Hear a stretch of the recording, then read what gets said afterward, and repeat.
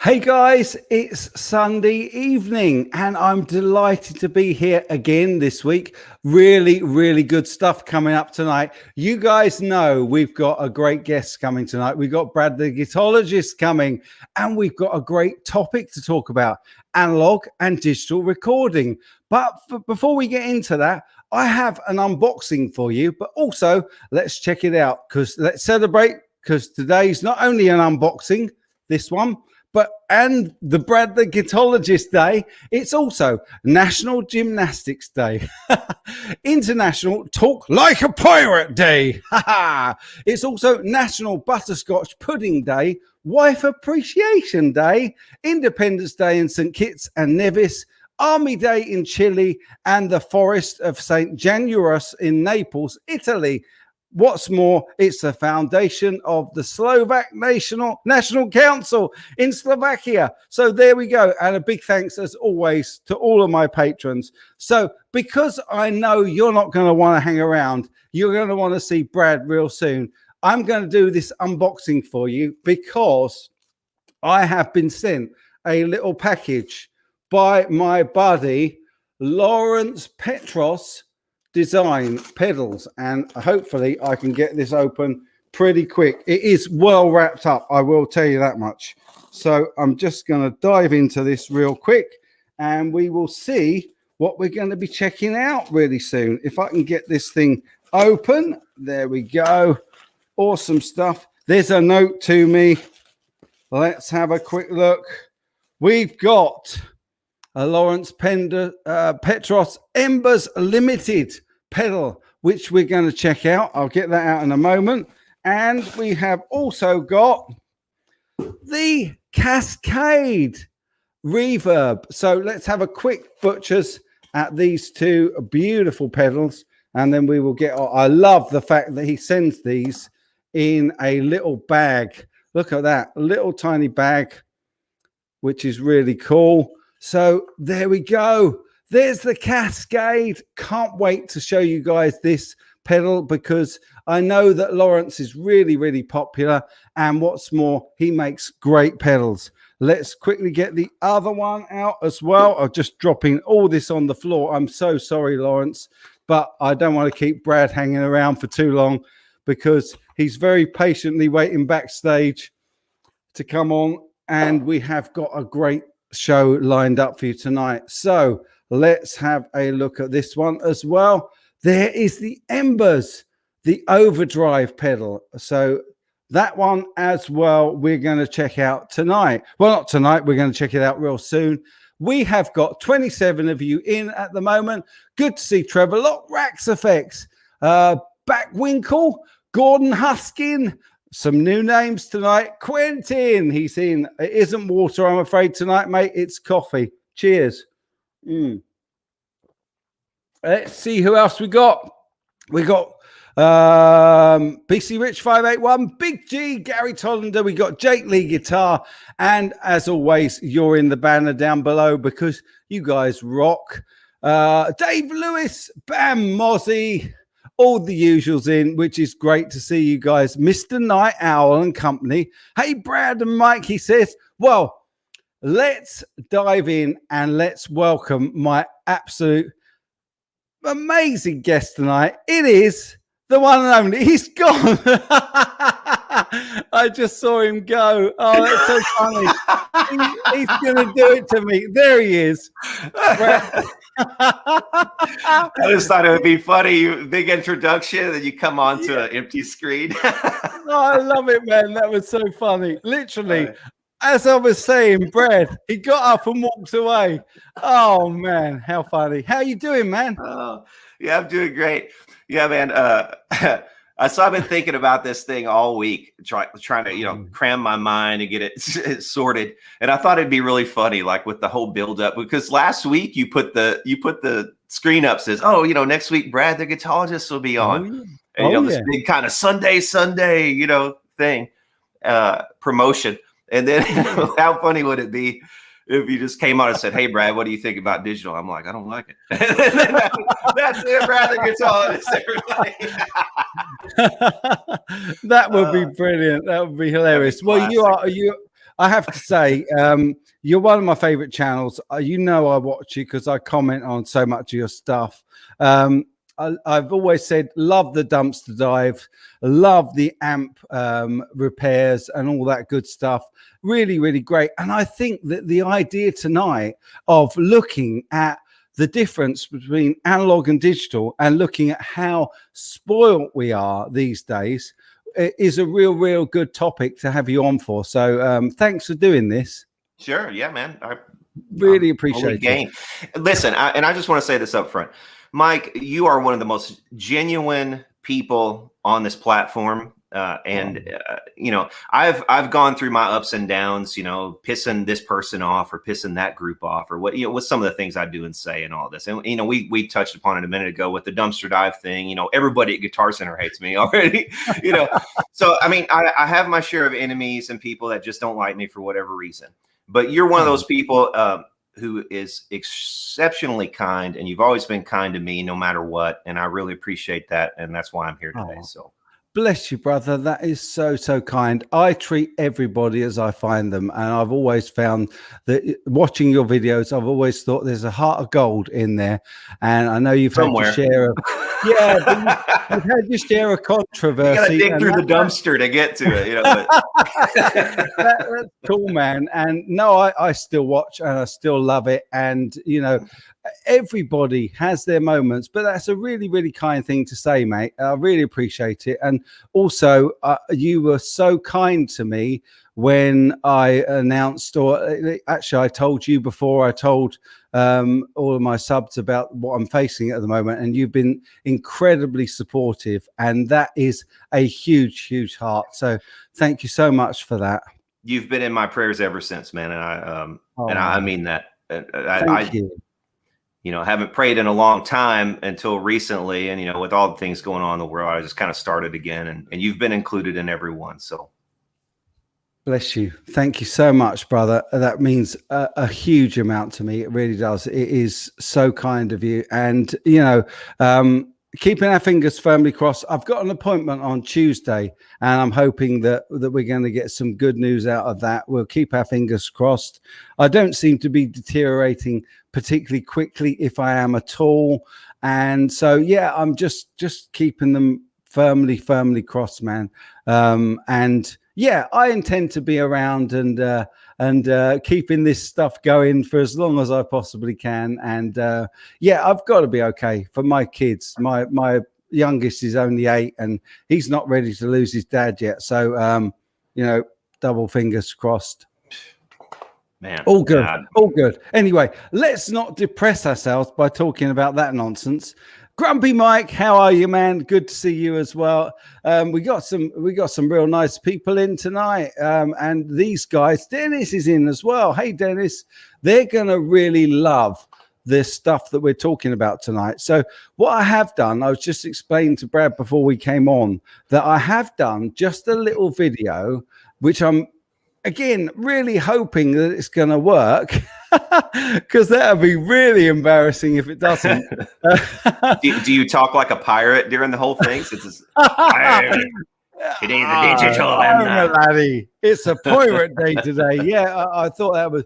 I love putting those things up at the start. I mean, just having the fact that it's all these things happening on the one day.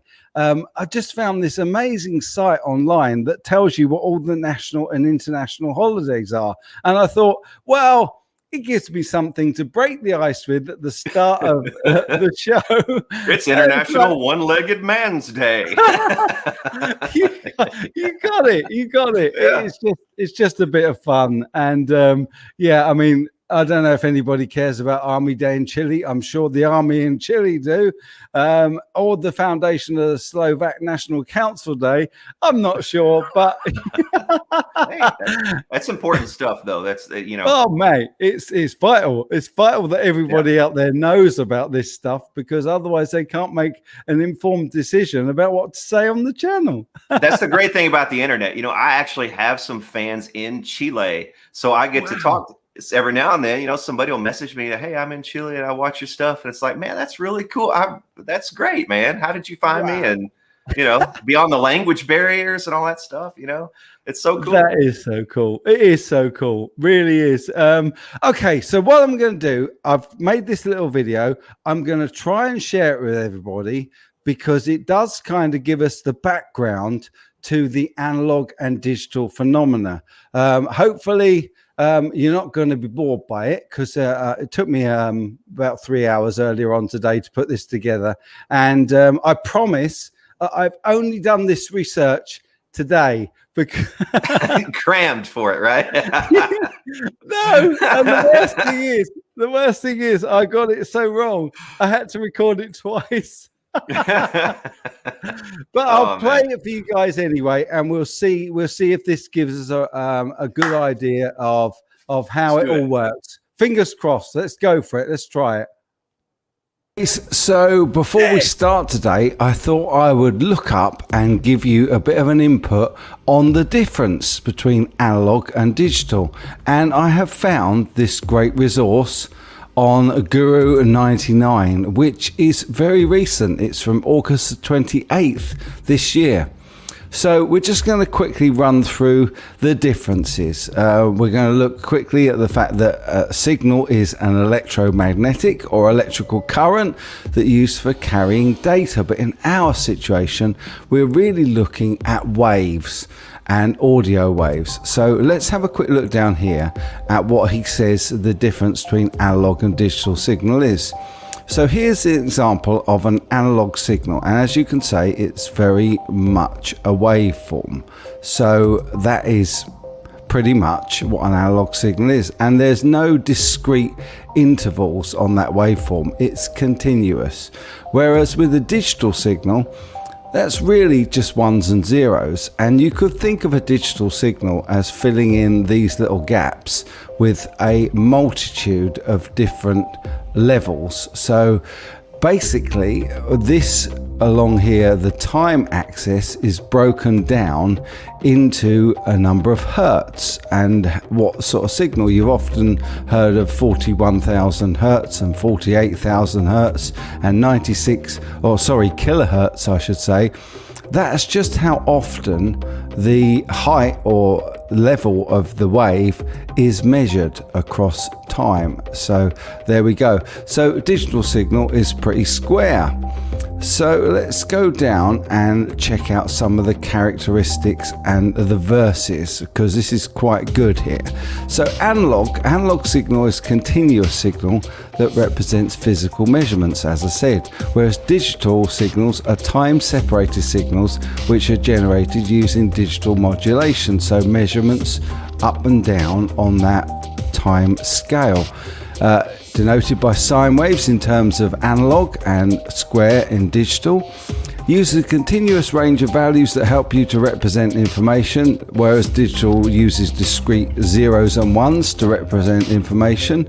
There's some examples here of what types of signal various things show.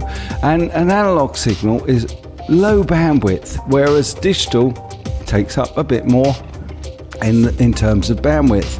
Analog signals are deteriorated by noise throughout transmission, as well as the read and write cycle. So basically, if you bounce down a track, it's going to degrade, obviously, whereas digital is immune to that. Really, it stays the same because it is just a load of ones and zeros. Analog hardware never offers flexible implementation, whereas digital hardware offers a great deal of flexibility due to the number of things around that you can actually use to manipulate digital signals. It says here it's suited for audio and video transmission, whereas digital, it says here, is suited for computing and digital electronics. So we're kind of leaning towards analog for audio and video work, but we all know that we now use digital pretty much predominantly in audio and video as well. So processing can be done in real time and consumes less bandwidth, as it said up there, whereas so it never gives the absolute guarantee that the processing can be performed in real time, is what it's saying there. Analog signal doesn't offer any fixed range, whereas digital signal is fixed to ones and zeros. So what are the pros and cons? So the advantage of analog signals is they're easier in processing, better suited for audio and video transmission, low cost and portable. I'm not sure about that these days. It's got a much higher density so that it can be presented in more refined information, uses less bandwidth than digital sounds. That is quite important. And advantage of digital, it can easily be compressed because you can remove all the data that isn't necessary. It can be encrypted, which is quite cool. Equipment uses it is more common and less expensive for sure. Running instruments free from errors like parallax and approximation errors. Yeah, you don't get that kind of whoa and flutter sort of sound when you're using digital. You have to add it back in if you want it.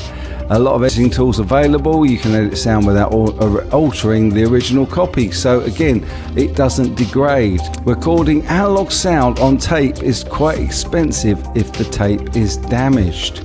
Or actually getting hold of analog tape these days is quite difficult. Yeah, becoming hard to find. It really does limit what you can do in terms of editing. Quite difficult to synchronize analog sound, absolutely. Quality loss, data can become corrupted, although why we're talking about data with an analog signal, I have absolutely no idea, because obviously we're not dealing with data, we're dealing with an analog recording.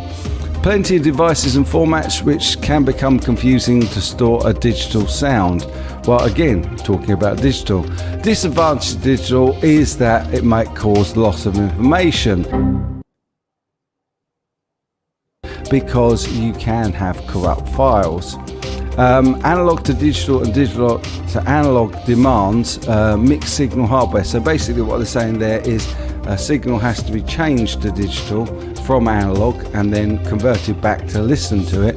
So it is very much dependent on what your AD converters are like.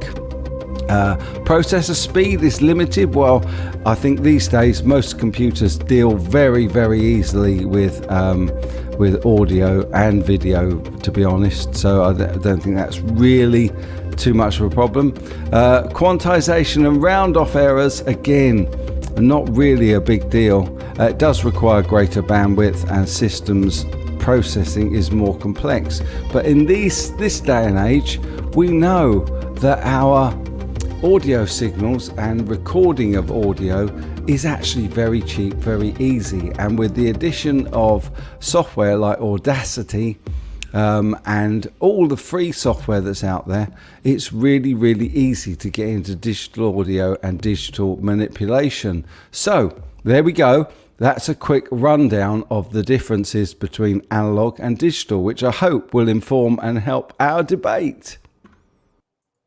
So there we go. I hope that wasn't too boring and too technical for anybody out there. But it does sort of let you know how the whole analog and digital. Yeah. He wasn't watching. He was. I saw him all the way through that. He was watching. I had to do it. You had to go there. So basically what I want to do is I want to throw the floor open to a few comments. Brad, bless you. I'll take that one. That was brilliant, CGS. Thank you so much. But I want you to have your say, and then Brad, being the resident expert here, certainly I'm not. It'd be great to hear your thoughts on these. So we're going to start. Let me see. We're going to start with this guy whose name I can't say. Oligocanal Band. He says, I have that analog gear, and for convenience, I'm now doing almost everything on my laptop because it's easy and convenient as well as good enough. So, Brad, do we think that the digital stuff that we do on a laptop is as good as the warmth and the beauty of the old analog tape to tape? Okay. We kind of touched on this before we came live here. And my whole thing with this entire debate is we're talking about two different tools that do two different things, and one is not going to be better or worse than the other. They're just tools, and it depends on how you use them. And as hopefully an artist, you know, which you're supposed to be if you're making music, hopefully you're an artist.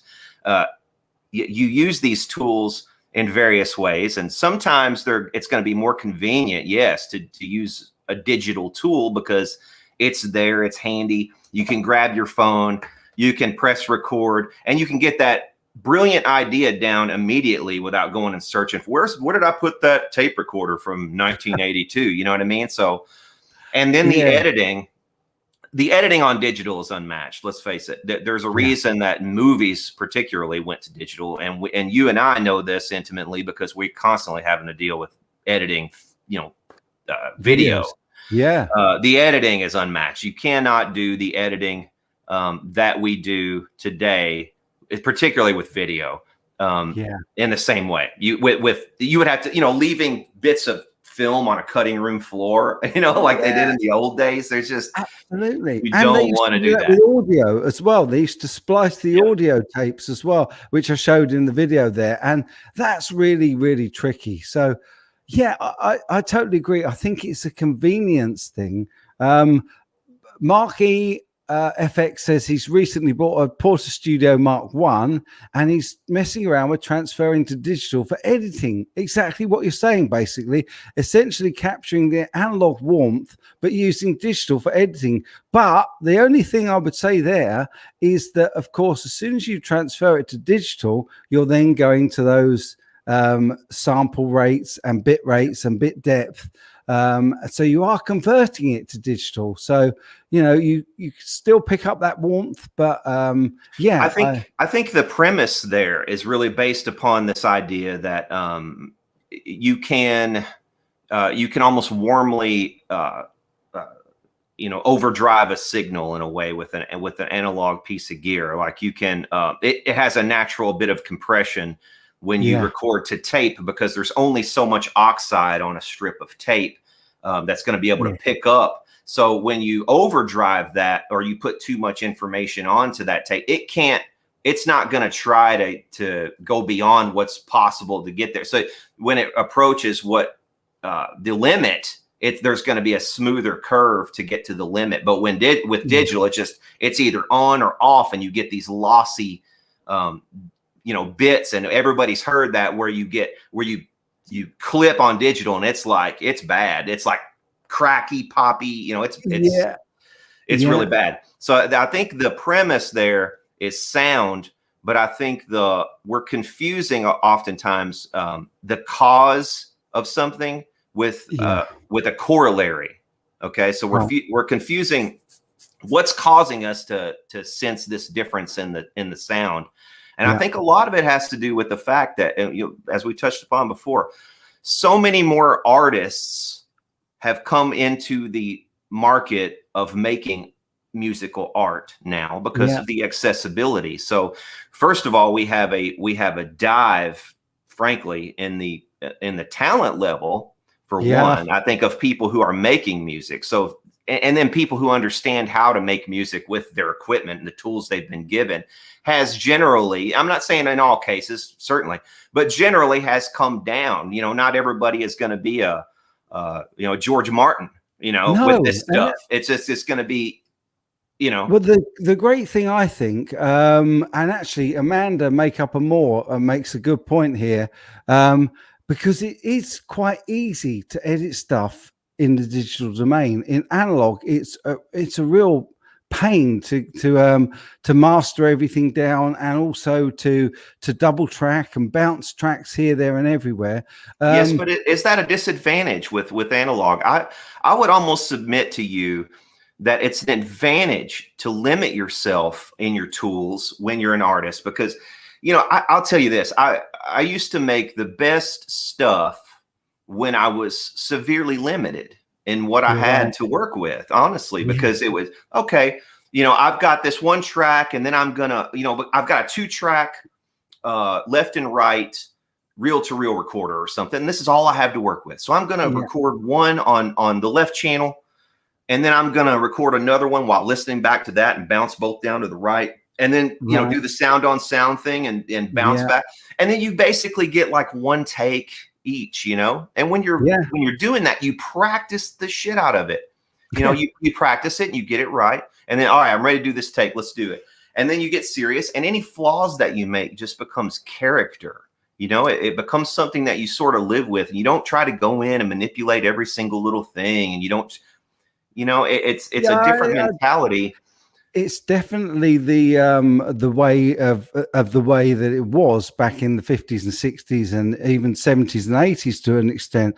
Hello to Perfecto, by the way, who I met for the first time in 42 Gear Street. Lovely to see you in. Yeah, I think it does cause us to think about what we're doing, make sure that we're prepped. I totally agree with you. And also, you do tend to, especially if you're bouncing one track to another and you're only using 2 tracks, you kind of forgive yourself for the little mistakes. And sometimes in the old style music, I mean, I'm going to take the Beatles, for instance, who I absolutely adore. You can hear in their music, there are all kinds of little bits and pieces that they just went, leave it in. It makes it real. Bowinkle, is it? No, sorry, Bockwinkle says digital does have harsher high end. Most people can't hear it. Sometimes I can, sometimes I can't. Is that a thing? Do you think? I think it depends on the sampling, and I think it depends. And again, I think we may be confusing the cause and the corollary, because Right. modern equipment is not built the same way as analog equipment of old. You got to think about it like this. I have a book, like I have a couple books actually that are like this thick, okay, Right. of audio engineering, and it's mathematics, like from cover to cover. You know what I mean? And like some of those screenshots that you were showing in your intro here, it's just all mathematics and engineering. And here's what you got to understand: the generation of people who figured all of that stuff out invented and built all of that early equipment. So they knew what they were doing. They weren't just copying or cloning something or trying to get, oh, that's good enough. We're going to make a bunch of transformers that you can replace your old Neve console or something. You know what I mean? Or your old military spec RCA board. You know what I mean? Or whatever it is. Like, you know, this stuff was, or Ampex equipment. All this old stuff was built by the people who invented this science. Yeah. And those people have died off. And what you get now is you get, you know, frankly, a bunch of people in third world countries, you know, they're poorer and they're trying to do things cheaply. They're trying to mimic these old parts, and they do it with some measure of success, but not always. They're not always using the same tolerances and the same this and that, or the same iron content and the cores of the tape of the transformers or all this old stuff. Yeah, there's a difference, and I think that's what we're doing. I think when we hear these differences, we're confusing the cause with a corollary. So, and this happens a lot in life. Period. I think the human mind, you know, just does this. I think BC Rich 581 makes your point really well here, which is sound is inherently subjective, and what you choose to emphasize or accent is really more important than the format. I think that's pretty much what we're saying. And also some people saying that their ears hurt after they listen for a long time on headphones. Well, I think, again, somebody else saying headphones cause ear fatigue. I think if you're a real serious audiophile, you have a nice setup with some speakers and you sit in the middle of the room and you get that sound that you want to hear.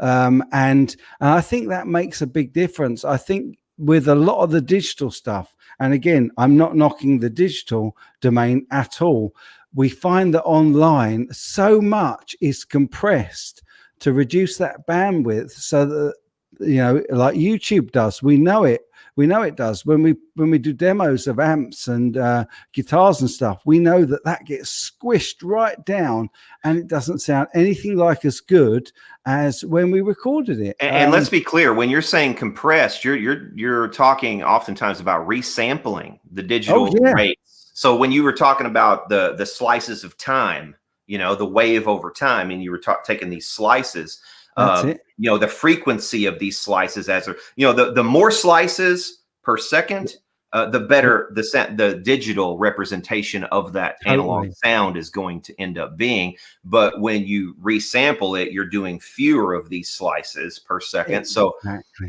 exactly, and they don't always line up. Hey, we got the Tone King in as well tonight. Hey, Tone King, good to see you. Tone King's in. Hey, how's it going, Lewis? Hey, buddy. Great to see you, Lewis. Really nice to see you. Grumpy Mike, thank you so much for the wellness jar tip. That is really sweet of you, brother. He says, I love my DAW, but if I had an 8 or 16 track tape machine, I would absolutely use it. Yes, absolutely. I think that's pretty much what we're saying here, is that it's not necessarily the medium, it's what you put on that medium, and it's how you as a musician, they're only tools. They're literally tools for us to record and make that's why it's called a record. That's why it's a recording.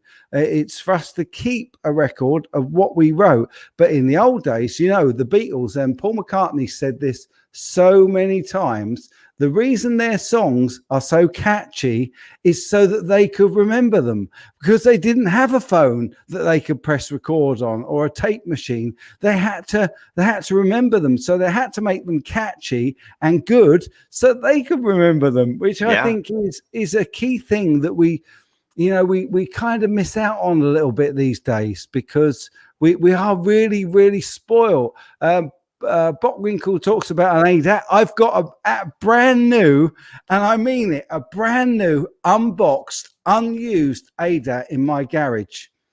I've never touched it, because when I changed over, I then put the computer on and I recorded everything with the computer. So I've literally got, if anybody wants a brand new ADAT, let me know.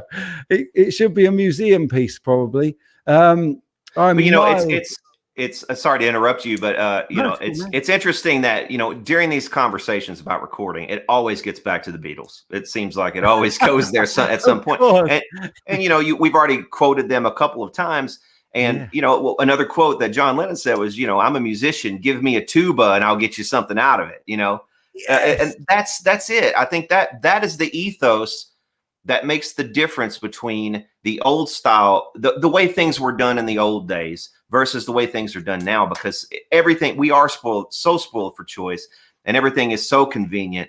Music has become so disposable, and it's sad. It should be a thing of beauty that we cherish, but we kind of don't anymore. And it's for that reason, because it's so accessible and so throwaway almost, and it's you're right. And there's also so much opportunity to edit and tweak and fiddle about. And actually, Bam Mosley makes a good point here. He always makes a good point. People are doing their own mixing and editing, fewer professionals doing it. Also, many tracks now are not actually writing a song, but putting just loads of bits together. And Perfecto, also, my buddy Perfecto says, analog recording is closer to a live performance where happy mistakes are left in and accepted as part of the process. Well, I think you can do that. You can do that with digital. You could do that right there with digital. But the temptation is always, hey, I have all this power. I have the power to fix it. Why would I not fix it quickly like that? You know what I mean? Exactly. Why would I not take this drum line and chop up the one part that the drummer got right, and then just copy and paste that over and over again, which I've had to do, frankly, with a couple of drummers when I was recording people back in the day. It's like, okay, this drummer is so all over the place. I have to do this, and it's sad because this guy can't drum. So this is what I'm talking about. We confuse the cause with the corollary, and the cause of that recording being bad was bad musicianship. It wasn't musicians. You're totally right. And it's a great temptation because it's so quick and easy, whereas the cutting room floor was an absolute nightmare, so they never did it. Botwinkle, thank you so much, my friend. He says thanks for the show, very informative. Well, thank you very much for the kind tip in the tip jar, my friend. Botwinkle is man. Thank you, Botwinkle, for supporting Mike. That's cool, man. He's amazing. Amazing. It's the first time I've seen him on the channel. I've got a lot of new faces here, Brad, that I guess that you've brought over with you from your channel. So thank you so much for that. And they're making some great comments, really, really good comments. I'm way behind. my audience is very smart. Yeah. Because they're my audience. Yeah, totally. Let me see. I'm miles behind the chat here, but I'm going to try and grab a couple of comments that I think will be interesting. Yeah, there we go. This is Grumpy Mike, a great friend of mine. He says, it's funny how modern tech brags about how close they come to sounding like the 60s-year-old gear. Says a lot, doesn't it? He's gone. He's had enough. No. So the chat was talking about drop D licks, and I had my acoustic in drop D last night, and I was doing all those.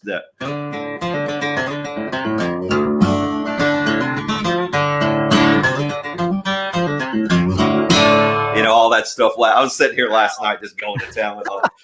It's what a coincidence. Oh, that's gorgeous, man. Really, really gorgeous. Yeah, I think it is that we still, when you've got a digital recording, and I've just literally today, as part of this process, I should have videoed it because it was so easy. I downloaded Reaper to see what the thought process is with the most modern kind of gear. I don't know if you've used Reaper, but it's kind of the platform that everybody is now slowly migrating over to, because it's free, at least to try for 60 days, and then it's very, very cheap. So I downloaded it. It was so easy to use, and all of my plugins immediately worked, and so did my interface and my recording unit. Whereas when I was using Cubase, I had real trouble making it sound like that. But the point being, tons of my plugins all say like 60s tape emulation or Woe and Flutter emulation. It's like we still hunker back to those good old days of having that kind of, everybody calls it warmth, and I'm going to call it the same, but it is kind of that thing, isn't it? It's trying to get back to the sound that we used to get. Mentioning the Beatles again. Yeah, I'll give you an example of something that I used to do with a tape machine that you can't do on a digital, and that's when you I guess it was a Tascam Portastudio 988, I think it was 8-track. Desk, console, mixer, all in one thing. And I recorded so much stuff to that, so many demos and, what I considered finished works of little pieces of art or whatever, in music form. Or sound collages, whatever you want to call it. But anyway, what I would do, it had a control on it for tape speed. So you would, take your tape speed control, dial it all the way down, and then record your voice, do an overdub. And then you speed the tape back up to speed. So that track is going to sound like this, and it's going to be really weird, but it's going to be in pitch. And then you take the speed and you speed it all the way up or part of the way up or whatever. And then you record a track, and then that track's going to be like this. And then you're going to get this whole symphony of these different voices like that are just strange, coming at you. And you could, that's a tool that you really, it's going to be a little harder to do that. I'm sure you can do it, but it's going to be a little harder to do that in digital without resampling those to change that speed. You see what I'm saying? Because you lose something. Again, because of the sample rate, once you slow it down, that sample rate is spread out. And of course you get the square edges in different places to the new sample rate that you're recording the new track at. So yeah, that's very good. Totally. And that was another thing that you could do for background vocals. If you have a background vocalist who's having a hard time hitting that third or that fifth above, you can change that tape speed so that they can then hit that in that take. And then you mix it or bury it in such a way that it's not obvious that they're doing this, the chipmunk thing. But it sounds on pitch, and you do that without, pitch, modern pitch correction and all. Totally. Well, Grant saying Zappa was a big fan of doing that. Grant saying there, and I think listening to some of the early Steve Vai flexible stuff, I'm pretty sure he did. Yeah, he did exactly the same thing. Yeah. Hello, Janice. I mustn't forget to say hello because I normally get told off. if I forget to. Someone loves the Beatles Taxman. Yeah, again, I think that everybody always goes back to the Beatles, or to Elvis, or people like that, when they're looking for that sound and that tone. But where that tone and that sound came from were the earliest guitars and basses going through the earliest amps, where they hadn't quite sort of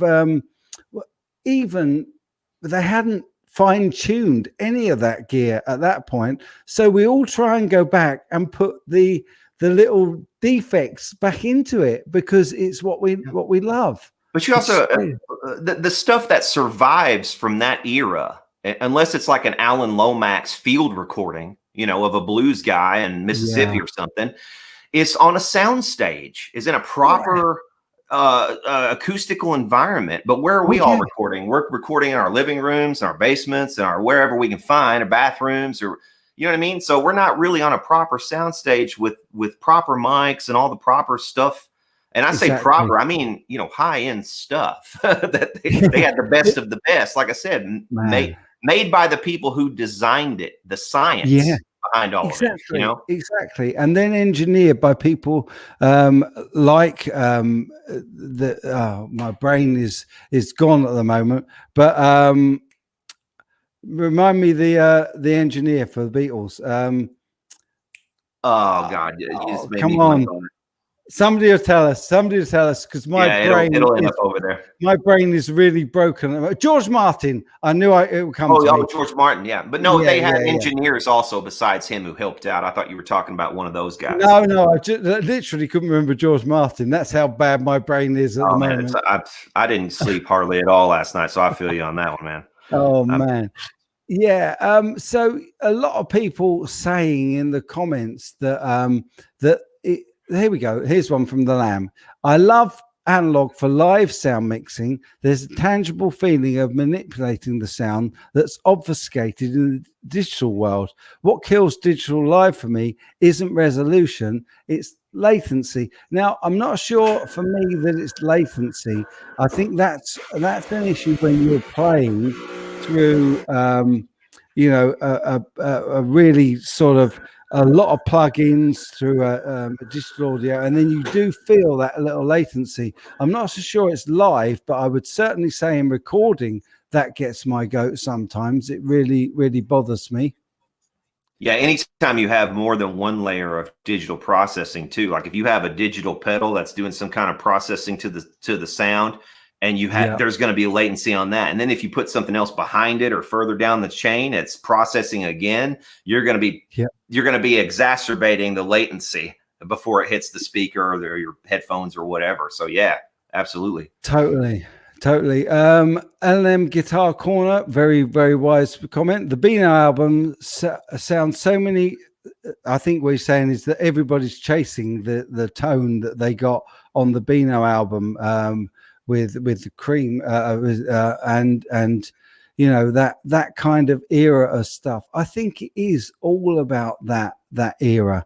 And again, you go back to John Mayall's Blues Breakers as well, and the tones from a guitarist point of view that the guys were getting back on those albums are just exquisite. You look at I always go back every time I make an amp sim or I make a new tone.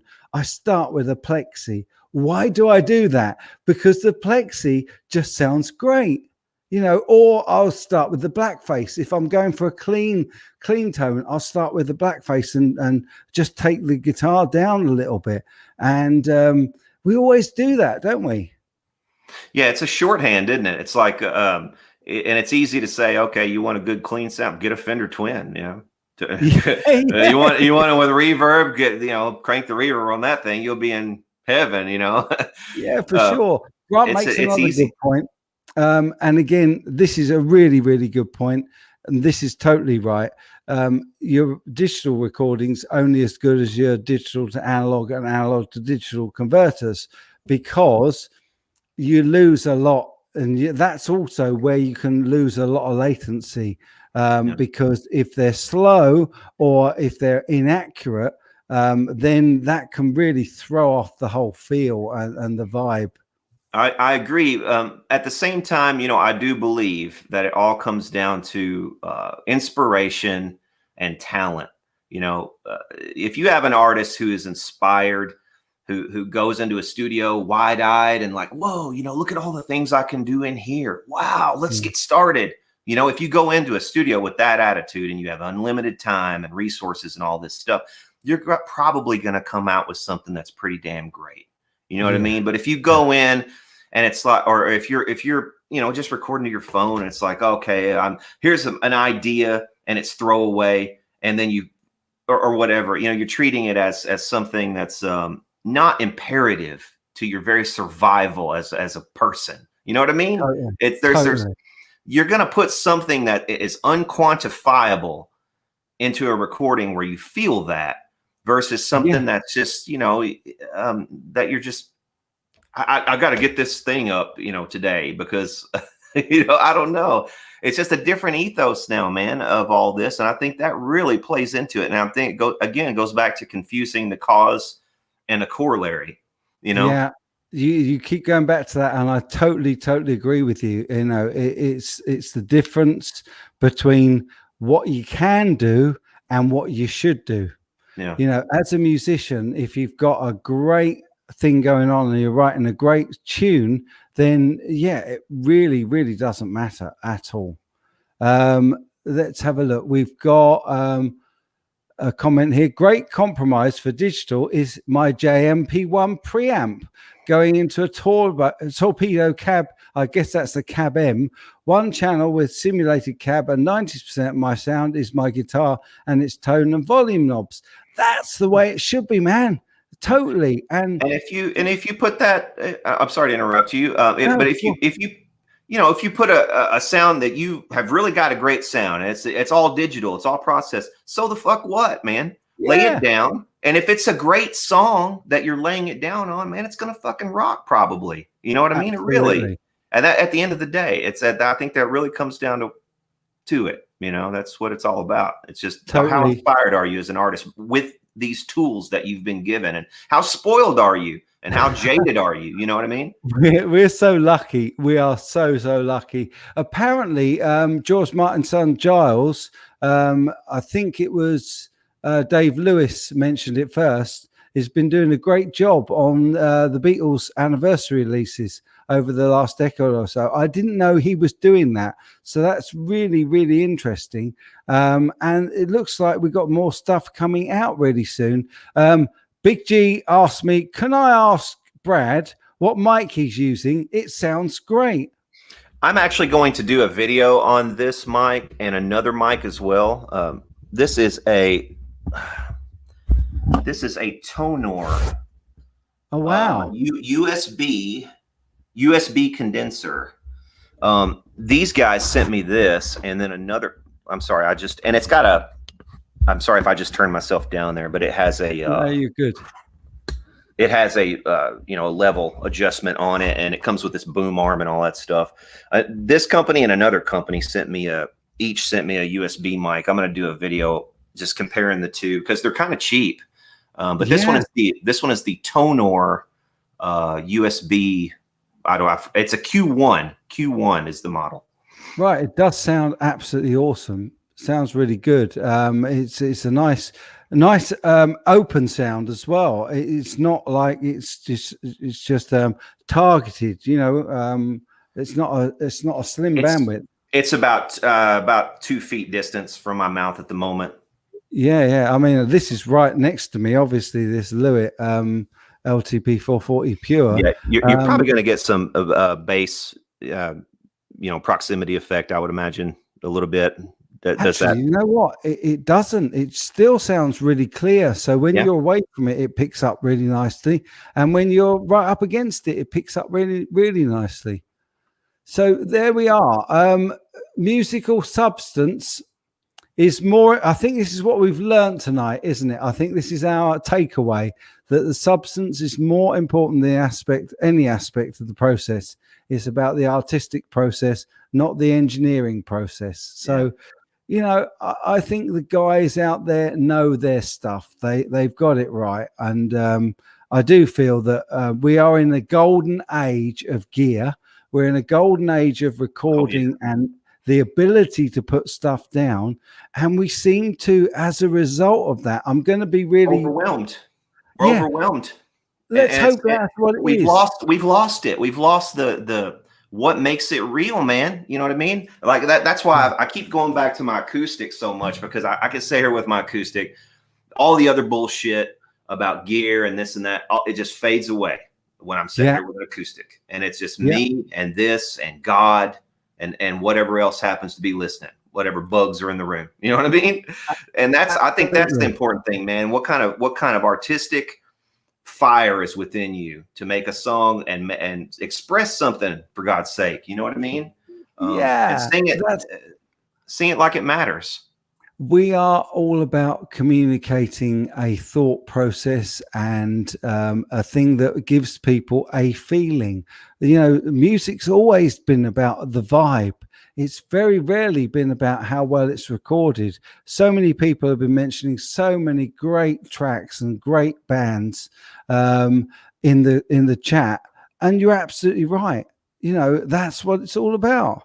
Totally about what it is. And another good example of the argument against gear. I say against gear. I mean, they had great stuff still, but everybody wondered, what is that? What amp did Gilmour use on Another Brick in the Wall? What amp was that? What did he? And it's just straight into a freaking board. You know what I mean? And then you find that out, and you're like, what? And it's like, that's a really nice board. You know what I mean? And then you put two and two together. You're like, oh. Okay. That's a nice board with nice preamps. And you know what I mean? There is a difference there. There is a difference there. So you're not going to get that level of magic probably with your DI box. However, it doesn't mean that what you're doing is invalid or wrong. It just means that you have a different tool. Make it work. Make it work. Totally. People are saying, good point, Brad. Gonna work on it tonight and maybe have a track up soon. So I hope we are inspiring people to get out there and do it, because that's what it's all about. Gordon saying music was better when it was recorded to tape. That's not a coincidence. Frames of reference you use to make art are absorbed by whoever perceives it.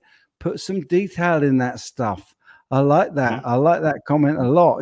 Get it out there, make it your own, make it special. Bam Mossy, very kindly.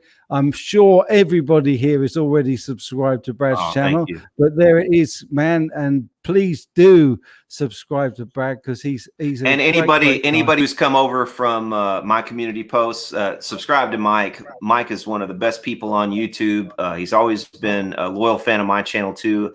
Always been really nice to me, even when other people have not been at times. So do subscribe to Mike as well if this is your first time being here.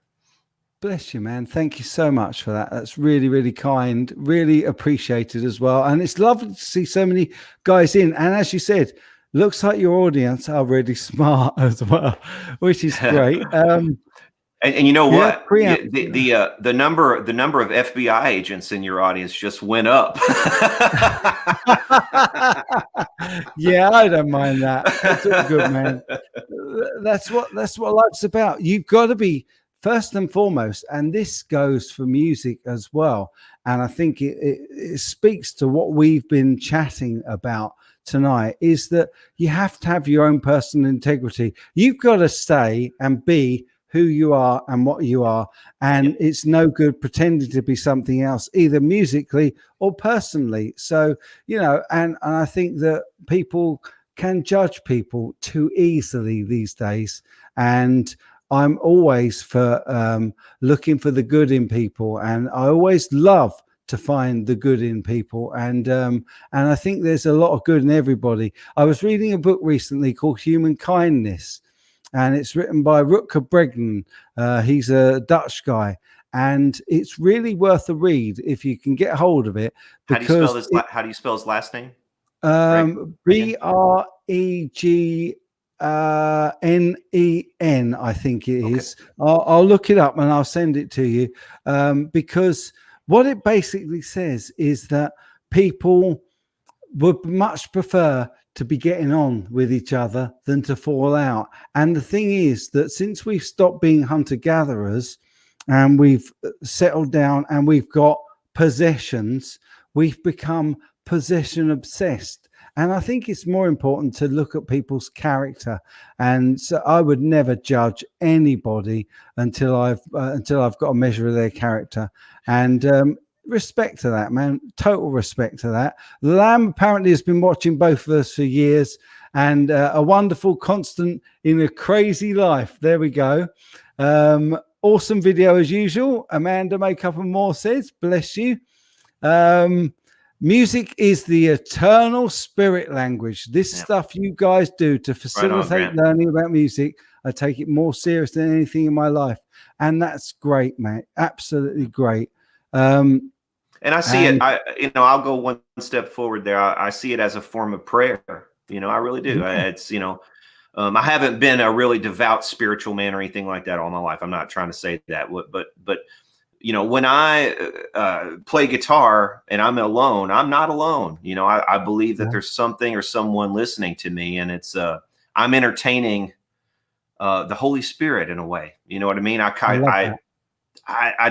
can't help but see it that way. I wish more people would see it that way. I think we'd have better music in the world. I think we would, and we would have the best music out there. And I think I really, really respect that. I love that, because I think that we are all interconnected. And Bam Mozzie says it there: music transcends cultures. Sorry, there we go. It's worldwide. Music is the language of the universe. These thoughts we share, Brad. That's why I'm here. There you go. Grant's a great guy as well.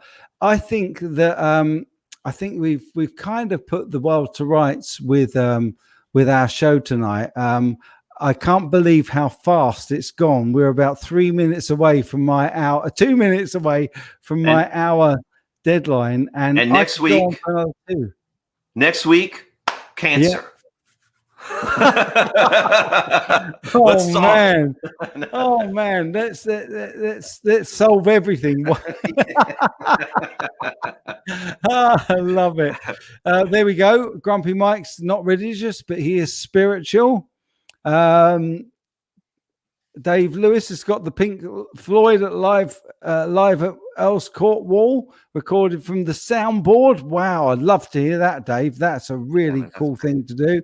CGS Mike, can you ask Brad to give us in a nutshell, background of music? Yeah, sure, I can ask. My dad had a pretty limited but very good collection of records when I was growing up. He had, Hank Williams, Elvis Presley, a lot of old oldies stuff, Rolling Stones and Animals and stuff like that too. And right around the back seat of my mother's car, listening to the oldie station constantly, whether it was Motown or all this old Americana stuff, went right in my soul. And when I was old enough to realize that, yes, I wanted to do that too, I was 14 years old. I got my first guitar, and I haven't looked back since. So there's my brief background in music. Wow, what a great background that is. Thanks for chatting with us, he says, and thank you too for being who you are. What a lovely comment. And yeah, all I can say is, Brad, I have to say it has been an absolute joy and a pleasure chatting with you, my friend. And I would love for you to come on more and more often if you're available and you've got stuff that we can do and we can chat about. It's been an absolute joy. I can't believe how fast an hour has just ticked by. It really did, didn't it? It really did. It really whipped. So anytime, Mike, anytime. We can record something if you want, or you can have me live or whatever you want to do, man. Awesome, absolutely. Brother. We'll chat about that once we go off air. And can I just say to everybody out there, if you haven't checked out Brad's channel, please go and check him out. He's got the most amazing knowledge about most things, particularly about amps. And also, if you enjoy the odd dumpster dive, which I love. You've got to check it out, mate. But yeah, you will love Brad's channel. A great guy. Thank you again so much for being on. Thank you to everybody who's contributed tonight and who has been here, and especially those that are regulars and also those that have very kindly come over from Brad's channel, which we've got the link again there from my amazing moderator Bam Mozzie. Thanks so much as always, Bam, for doing that and making sure Brad's stuff is in there as well. All I can say is, as usual, folks, you guys take good care. See y'all later. Cheers.